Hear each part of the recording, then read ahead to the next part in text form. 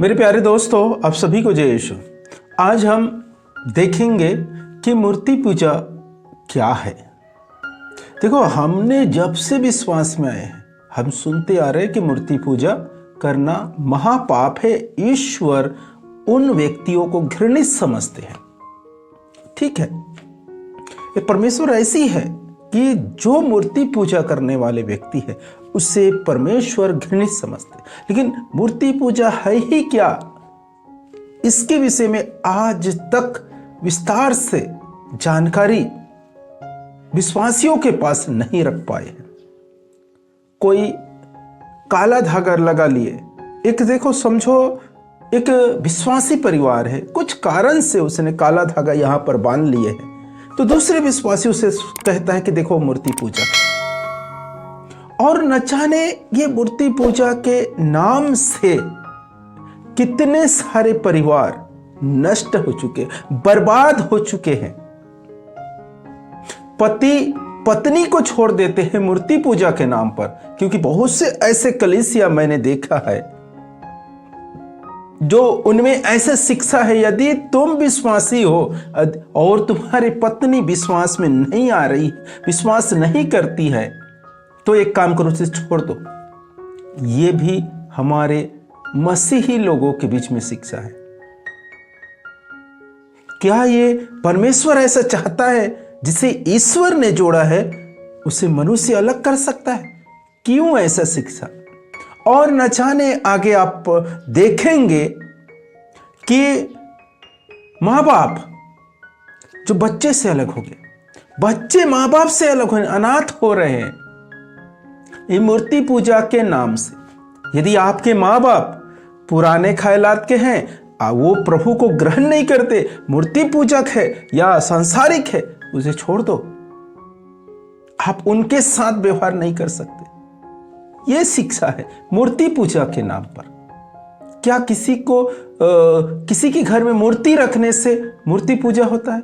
मुझे बहुत से लोग जब मेरी वीडियो को देखते हैं और पीछे देखते हैं कि प्रभु का एक क्रॉस है, फोटो है, वहां पर कैंडल का है और दीपक जल रहा है या अगरबत्ती लगा है, तो मुझे भी कमेंट करते हैं, क्या ब्रदर आपके पीछे जो टेबल में रखे हुए हैं वो क्या मूर्ति नहीं है? क्या वो मूर्ति पूजा करने वालों को प्रोत्साहन नहीं देते? इस प्रकार से कमेंट करते। इसका अर्थ है कि आज भी लोगों के पास सटीक मूर्ति पूजा का ज्ञान नहीं है, उसके पास शिक्षा नहीं पहुंचे है जो मूर्ति पूजा क्या है और किसे मूर्ति पूजा कहते हैं ये जान पाए। देखो, मैं आज आपको कुछ ऐसे वचनों के तरफ ले जाना चाहता हूं जो नया नहीं है। हर समय जो मूर्ति पूजा के बारे में आपको उपदेश देते हैं, शिक्षा देते हैं, वही लोग उस वचन की ओर जाते हैं और बोलते हैं। वही वचन की ओर आपको ले जाना चाहता हूं और उसी वचन को आपके लिए फिर से एक बार पढ़ना चाहूंगा। तो यहां पर निर्गमन ग्रंथ अध्याय 20 में पद संख्या 1 में हम देखेंगे, यहां पर ईश्वर ने मूसा से यह सब कहा, मैं प्रभु तुम्हारा ईश्वर हूं, मैं तुमको मिस्र देश से गुलामी के घर से निकाल लाया, मेरे सिवाय तुम्हारा कोई ईश्वर नहीं होगा।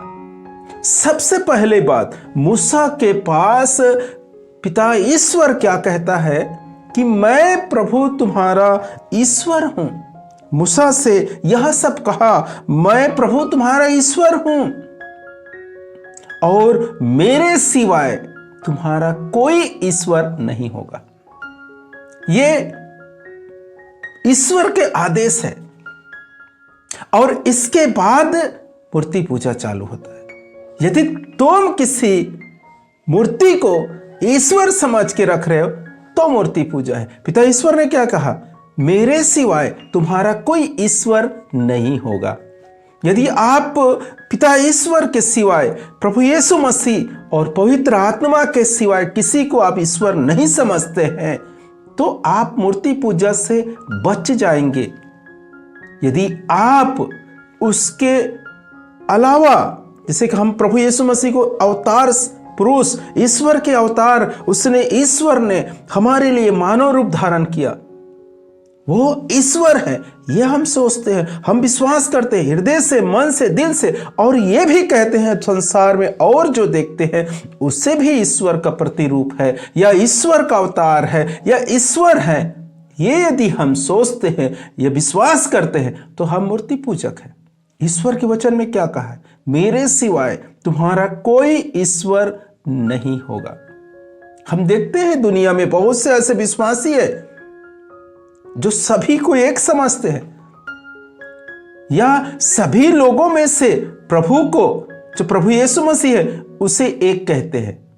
वो भी ईश्वर का रूप है, ये भी ईश्वर का अवतार है, वो भी ईश्वर का अवतार। इस टाइप से अगर विश्वासी सोचता है या विश्वास करता है तो वह मूर्ति पूजा है। यदि कोई विश्वासी ये विश्वास करता है कि एकमात्र हमारा ईश्वर प्रभु यीशु मसीह, उसके छोड़ और कोई ईश्वर नहीं है, तो वो मूर्ति पूजा से बच जाता है। मेरे प्यारे भाई, और आज के समय में हम देखते हैं विश्वासियों के बीच में अगर उसके घर में एक किसी भी चीज का मूर्ति है, वो दंडवत नहीं करता, वो उसे ईश्वर नहीं समझता, उसे रखा ही है, ऐसा है तो रहने दो, ठीक है, कोई बात नहीं। लेकिन बाकी जो विश्वासी है वो लोग क्या कहते हैं? देखो, वो मूर्ति पूजक है। क्या ये मूर्तियों को रखने से मूर्ति पूजा होता है? नहीं। यदि तुम उन्हें ईश्वर समझोगे या समझते हो तो मूर्ति पूजा है। मेरे प्यारे भाई और बहनों, पिता ईश्वर का वचन यही सिखाता है।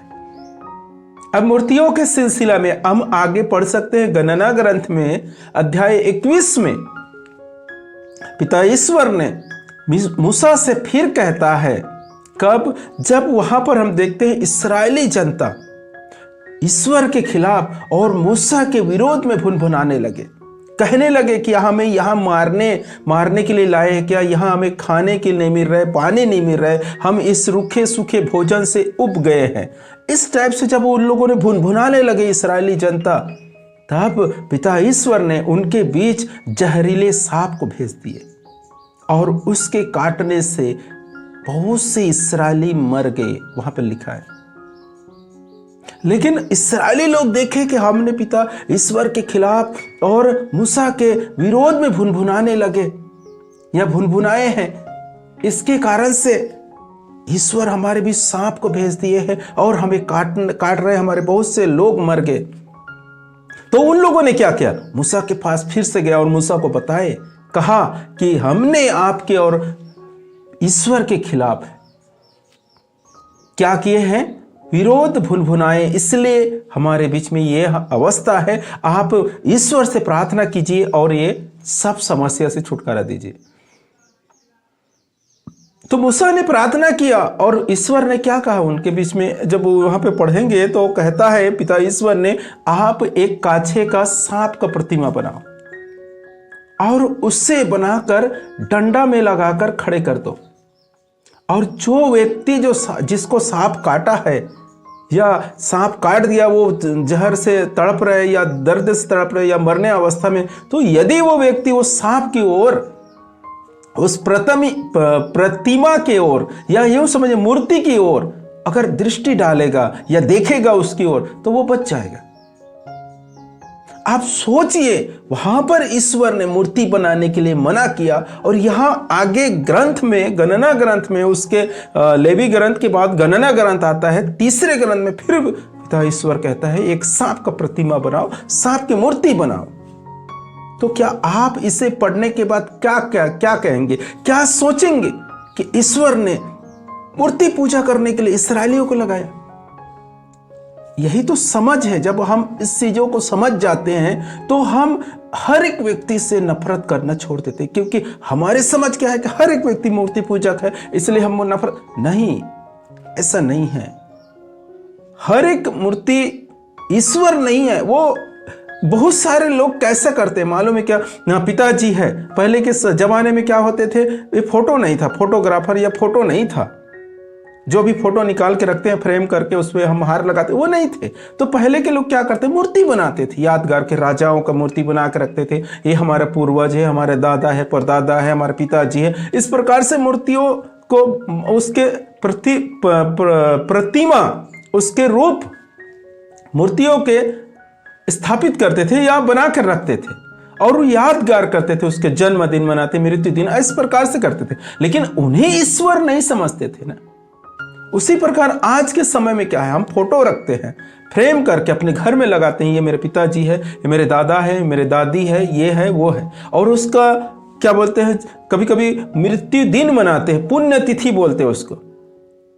इसका अर्थ है नहीं कि वो ईश्वर है, नहीं, ये हमारे समझ में फर्क है।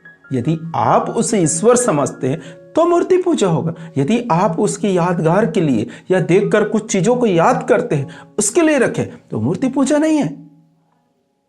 यह सब थोड़ा थोड़ा समझ का परे है। यह यूँ समझिए, हम जिस देश में रहते हैं वहाँ 26 जनवरी भी, इस जनवरी के महीना, इसमें अभी 26 जनवरी मनाया जाएगा, और 26 जनवरी में सभी स्कूल या जहाँ भी झंडा फड़काते हैं वहाँ पर महात्मा गांधी इसका फोटो रखा जाएगा, बाबा साहेब अंबेडकर का फोटो रखा जाएगा, और बहुत सारे जो हमारे देश को आज़ादी दिलाने में सहयोगी किए या सहयोग किए, उन सब का स्मरण करने के लिए, यादगार के लिए हम वहाँ पर सलूट करते हैं, अगरबत्ती लगाते हैं, कैंडल जलाते हैं, हार चढ़ाते हैं, और उस दिन बड़ा धूमधाम के साथ राष्ट्रीय गीतों को गाते हैं।